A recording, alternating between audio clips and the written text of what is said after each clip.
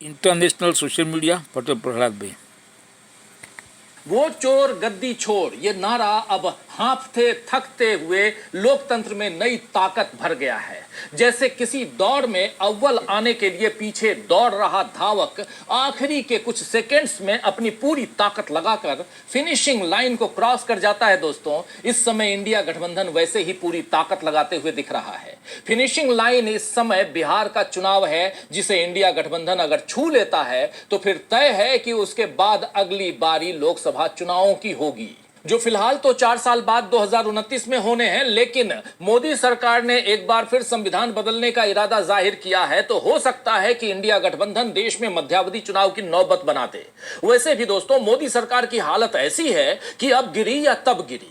चंद्रबाबू नायडू, नीतीश कुमार, चिराग पासवान, एकनाथ शिंदे, सबको साथ लेकर बीजेपी ने सरकार तो बना ली, लेकिन इन गठबंधन साथियों पर बीजेपी रत्ती भर भी भरोसा नहीं करती है। बीजेपी जानती है कि इनमें से एक ने भी इधर से उधर कदम बढ़ाए तो उसकी सत्ता ताश के महल की तरह भरभरा कर गिर जाएगी। इसीलिए अब वो संविधान में बदलाव की बात कर रही है। प्रधानमंत्री, मुख्यमंत्री या कोई भी मंत्री 30 दिन तक हिरासत या गिरफ्तारी में रहने के बाद अपने पद से हट जाएगा। ऐसे प्रावधान का एक नया संविधान संशोधन विधेयक बीजेपी मानसून सत्र में ले आई है, लेकिन यह सब केवल मुखौटा है। असल में बीजेपी को सत्ता छीनने के नए रास्ते बनाना है। इस विधेयक को पेश करने वाले गृह मंत्री अमित शाह ने तो खुलकर कह दिया है कि संविधान में बदलाव होना चाहिए या नहीं होना चाहिए। केरल में एक कार्यक्रम में अमित शाह ने यह बात की है और इसमें केजरीवाल का नाम लेकर कह दिया कि अगर वो जब गिरफ्तार हुए थे और जेल में थे तो उस समय वो अगर इस्तीफा दे देते तो हमें ये ऐसा विधेयक नहीं लाना पड़ता। यानी अब तक जो बातें थोड़े लिहाज के साथ दबा छिपा कर होती थी, वो सब खुलेआम हो रही हैं। बीजेपी को खुशफहमी है कि अब उसका कोई कुछ नहीं बिगाड़ पाएगा, क्योंकि राष्ट्रपति से लेकर प्रधानमंत्री, कई केंद्रीय मंत्री, मुख्यमंत्री, राज्यपाल, विश्वविद्यालयों के कुलपति सब राष्ट्रीय स्वयंसेवक संघ के हैं। दरअसल देश की आंखों में धूल झोंक कर पीएम मोदी राष्ट्रीय स्वयंसेवक संघ के अच्छे दिन ले आए हैं।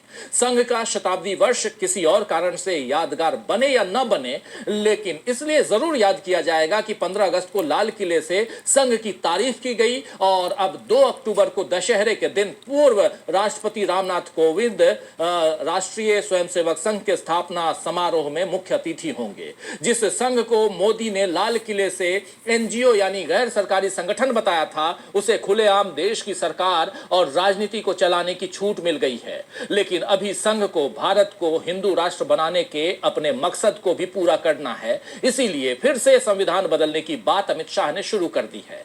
400 न सही हो, 240 ही सही, लेकिन इतनी सीटों के साथ ही बीजेपी का मकसद अभी नहीं बदला है। हालांकि 2024 के पहले जनता की जो राय थी वो अब बदलती हुई दिख रही है। Try this weird 30 seconds. Rahul Gandhi, Tejashwi Yadav और इंडिया गठबंधन के बाकी नेता अगर सिर्फ और सिर्फ केवल और केवल वोट चोर गद्दी छोड़ के नारे लगाते तो मोदी उस पर मस्खरी कर सकते थे। लेकिन अब तो जनता इस नारे को लगाने लगी है, यानी ये नारा अब जन जन तक पहुंच चुका है। जब जनता किसी नारे को अपनी आवाज देती है दोस्तों, तो उसे सत्ता के लिए आखिरी चेतावनी समझना चाहिए। तो आइए दोस्तों, आज आईने की नजर से पड़ताल करेंगे कि क्या राहुल गांधी ने लोकतंत्र में भर दिया है नया जोश, और यह भी समझने की कोशिश करेंगे कि संविधान बदलने की कोशिश क्या इस बार बीजेपी के लिए दोगुना नुकसान कर जाएगी। लेकिन सबसे पहले देखते हैं कि वोट चोर गद्दी छोड़ के नारे देश की सियासी फिजा को किस तरह बदल रहे हैं। वोट चोर, वोट चोर, वोट चोर, ये 2 नारे हैं। एक हमें रोजगार चाहिए, दूसरा वोट चोर गद्दी छोड़।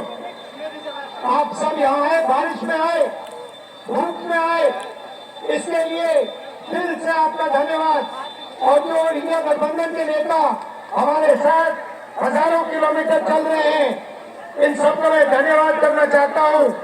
वोट चोरी नहीं होने देंगे। वोट चोरी।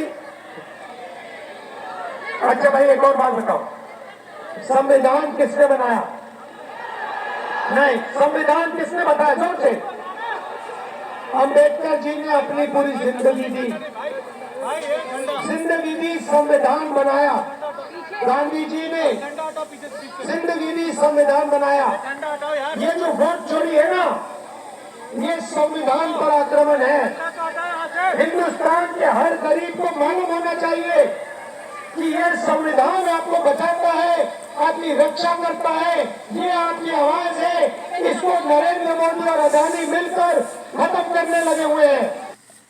ये वीडियो 3 दिन पहले का है, जब राहुल गांधी और तेजस्वी यादव की वोटर अधिकार यात्रा मुंगेर पहुंची थी। चारों तरफ खचाखच भीड़ और साथ में लहराते कांग्रेस, आरजेडी और वाम दलों के झंडे। ये दृश्य केवल मुंगेर का नहीं है। वोट चोर गद्दी छोड़ के नारे केवल मुंगेर में नहीं लग रहे, बल्कि ये नारे हर उस स्थान पर लग रहे हैं जहां राहुल गांधी और तेजस्वी यादव का काफिला पहुंच रहा है। पूरे बिहार में इस समय वोट चोर गद्दी छोड़ के नारे गूंज रहे हैं। यही गूंज संसद में भी सुनाई दी जब 21 अगस्त को मोदी लोकसभा के भीतर आए तो विपक्षी सांसदों ने वोट चोर गद्दी छोड़ के नारे लगाए। उनकी समस्याएं और व्यापक जनहित के मुद्दों पर उनकी समस्याएं और व्यापक जनहित के मुद्दों पर 75 सालों में किसी के जिंदाबाद, मुर्दाबाद, हाय हाय, शेम शेम के नारे तो बहुत लगे हैं, लेकिन हुकूमत की आंख में आंख डालकर कहना कि वोट चोर गद्दी छोड़, ये अभी ही हो रहा है। इसके पीछे शायद राहुल गांधी के डरो मत का मंत्र काम कर रहा है। लोग डर छोड़कर अपनी नाराजगी का खुला इजहार कर रहे हैं। दरअसल लोगों को अब ये बात समझ में आ चुकी है कि अगर उनके हाथ से वोट का अधिकार चला गया तो फिर एक नागरिक के तौर पर जो ताकत उसे मिली है वो भी चली जाएगी। आखिर इसी ताकत के बूते तो लोग हर 5 में अपने मन की सरकार चुनते हैं, यानी हर 5 साल में अपने मन की सरकार चुनते हैं या हटाते हैं। जिस तरह 2014 में 10 साल पुरानी यूपीए सरकार को लोगों ने हटा दिया था, तो उसी तरह उनके पास मोदी सरकार को हटाने की ताकत भी होनी चाहिए। लेकिन मोदी सरकार तो शुद्धिकरण के नाम पर, यानी प्यूरिफिकेशन के नाम पर इस ताकत को ही छीन रही है। बिहार में एसआईआर यानी स्पेशल इंटेंसिव रिवीजन के जरिए 65 लाख लोगों के वोट कट गए हैं और आशंका है कि 1 करोड़ तक ये संख्या जा सकती है। जो बिहार में हो रहा है वो पश्चिम बंगाल में, तमिलनाडु में, असम में, हर राज्य में होगा। इस खतरे को जनता ने समय रहते भांप लिया है। एसआईआर के तरीकों पर विरोध जताते हुए सुप्रीम कोर्ट में कई याचिकाएं दाखिल हुई, जिन पर सुनवाई करते हुए शुक्रवार को जस्टिस सूर्यकांत और जस्टिस जॉय माल्या बागची की खंडपीठ ने अहम निर्देश दिए हैं। कांग्रेस ने इसे लोकतंत्र को चुनाव आयोग के प्रहार से बचाने जैसा बताया है। सुप्रीम कोर्ट ने शुक्रवार 22 अगस्त को एसआईआर पर हुई सुनवाई में राजनीतिक दलों को बिहार में मतदाता सूची से बाहर हुए वोटरों की सहायता करने और उनके दावे दर्ज कराने के लिए कहा है। सुप्रीम कोर्ट ने कहा है कि बिहार में स्पेशल इंटेंसिव रिवीजन के दौरान जिन मतदाताओं के नाम हटाए गए हैं वे आधार कार्ड या अन्य 11 स्वीकार्य दस्तावेजों के साथ ऑनलाइन दावा प्रस्तुत कर सकते हैं। सुप्रीम कोर्ट ने चुनाव आयोग से कहा कि वो एसआईआर प्रक्रिया में 11 दस्तावेजों के साथ आधार कार्ड को भी स्वीकार करे और इस पूरी प्रक्रिया को मतदाताओं के अनुकूल बनाए। यानी जिस बात पर विपक्ष शुरू से सवाल उठा रहा था कि आधार कार्ड को दस्तावेज की सूची में शामिल क्यों नहीं किया गया है, जबकि ये लगभग हर एक के पास होता है, उस सवाल पर आखिर में सुप्रीम कोर्ट ने ही जवाब दे दिया है। हालांकि चुनाव आयोग की पूरी कोशिश थी कि बीजेपी के घुसपैठिए वाले एजेंडे को एसआईआर के जरिए आगे बढ़ाए, लेकिन शुक्रवार को इस मुहिम में बीजेपी को बड़ा झटका लग गया है। इसीलिए जयराम रमेश ने कहा है, लोकतंत्र भारतीय निर्वाचन आयोग के क्रूर हमले से बच गया है। हालांकि क्रूर हमला चुनाव आयोग की तरफ से नहीं बल्कि मोदी सरकार की तरफ से हो रहा है। चुनाव आयोग के तो कंधे का इस्तेमाल मोदी सरकार ने निशाना लगाने के लिए किया है, ठीक वैसे ही जैसे अब तक ईडी और सीबीआई का इस्तेमाल किया गया था। आप याद कीजिए कि 2024 के चुनाव से पहले ईडी और सीबीआई के कितने केसेस केवल विपक्ष के नेताओं से जुड़े होते थे, जिन पर सुप्रीम कोर्ट ने कई दफा टिप्पणियां भी की हैं कि इसमें दोष सिद्धि की दर जो है वो काफी कम क्यों है, या वे राजनीतिक दलों के टूल किट की तरह काम क्यों कर रही हैं। इन जांच एजेंसियों की बात यहां सुप्रीम कोर्ट ने कही थी। हेमंत सोरेन को झारखंड चुनाव से पहले गिरफ्तार किया गया, अरविंद केजरीवाल को लोकसभा चुनाव से पहले गिरफ्तार किया गया, भूपेश बघेल पर कार्रवाई हुई, बालाजी सेंथिल को गिरफ्तार किया गया, सिद्धारमैया पर मामला चल रहा है। विपक्ष के कई मुख्यमंत्री, मंत्री, नेता और उनके करीबी व्यापारियों पर जांच एजेंसियों की कार्रवाई चलती रही, लेकिन विपक्ष फिर भी नहीं टूटा और इंडिया गठबंधन मजबूती से एक दूसरे के साथ खड़ा रहा। इस मजबूती के कारण बीजेपी को बहुमत नहीं मिल पाई। भैंस चोरी, मंगलसूत्र चोरी, ऐसे दांव भी बेकार चले गए। सरकार बनने के साल भर में ही पहलगाम आतंकी हमला हुआ, जिसके जवाब में ऑपरेशन सिंदूर चला। पीएम मोदी को यकीन था कि राष्ट्रवाद का दांव इस बार भी काम करेगा, लेकिन उसमें भी मात मिली नरेंद्र मोदी को, उनकी पार्टी को। संसद के मानसून सत्र में बीजेपी को बार बार अपनी कमजोरी का एहसास हुआ तो जाते जाते 130वें संविधान संशोधन विधेयक पेश कर दिया गया, जिस पर बीजेपी की पोल खुल गई है। Watch what magnesium. 130वें संविधान संशोधन विधेयक में गंभीर आरोपों में लगातार 30 दिनों तक गिरफ्तार रहने पर प्रधानमंत्री, मुख्यमंत्रियों और मंत्रियों को हटाने का प्रावधान है। नरेंद्र मोदी इसे भ्रष्टाचार खत्म करने का एक और बड़ा कदम बता रहे हैं। उनका कहना है कि कांग्रेस, आरजेडी, वाम दल इसे नहीं लाना चाहते क्योंकि उनके नेताओं को जेल जाने का डर है। वहीं अमित शाह का कहना है कि दिल्ली के सीएम रहते हुए केजरीवाल जेल गए और फिर भी इस्तीफा नहीं दिया, जेल से ही सरकार चलाई, इसीलिए हमें ऐसा विधेयक लाना पड़ा क्योंकि सवाल नैतिकता का है। शाह ने कहा है कि संविधान बदलना चाहिए या नहीं बदलना चाहिए। मोदी ने बता दिया कि विपक्ष के नेताओं को जेल हो सकती है और शाह ने बता दिया कि संविधान बदलने के लिए ऐसा किया जा रहा है। हालांकि विपक्ष ने इस विधेयक का पुरजोर विरोध किया है और अब इसे जेपीसी में भेजा जा चुका है, लेकिन संविधान बदलने की हड़बड़ी और सत्ता पर काबिज रहने की चालाकी बता रही है कि बीजेपी इस समय विपक्ष के दबाव में आ चुकी है। ऐसे में उसे आरएसएस यानी राष्ट्रीय स्वयंसेवक संघ का ही सहारा है। तो नरेंद्र मोदी 11 सालों से सत्ता में है, आप सब जानते हैं, और सब जानते हैं ये भी कि बीजेपी का सदस्य होने से पहले नरेंद्र मोदी आरएसएस के कार्यकर्ता के तौर पर काम करते थे। मोदी को पीएम बनाने में आरएसएस का क्या योगदान रहा है ये भी सब जानते हैं। 2014 के बाद आरएसएस के बहुत से लोगों को बीजेपी में अंदरूनी कामकाज संभालने के लिए भेजा गया था, लेकिन 2024 आते आते यानी सत्ता के शुरुआती 2 कार्यकालों में मोदी कभी आरएसएस के मुख्यालय नहीं गए, लेकिन उसके बाद अभी तीसरे कार्यकाल में नरेंद्र मोदी नागपुर के रेशम बाग में आरएसएस मुख्यालय में हाजिरी लगाने पहुंच गए। 11 सालों तक लाल किले से झंडा फहराते हुए नरेंद्र मोदी ने कभी आरएसएस की तारीफ नहीं की थी।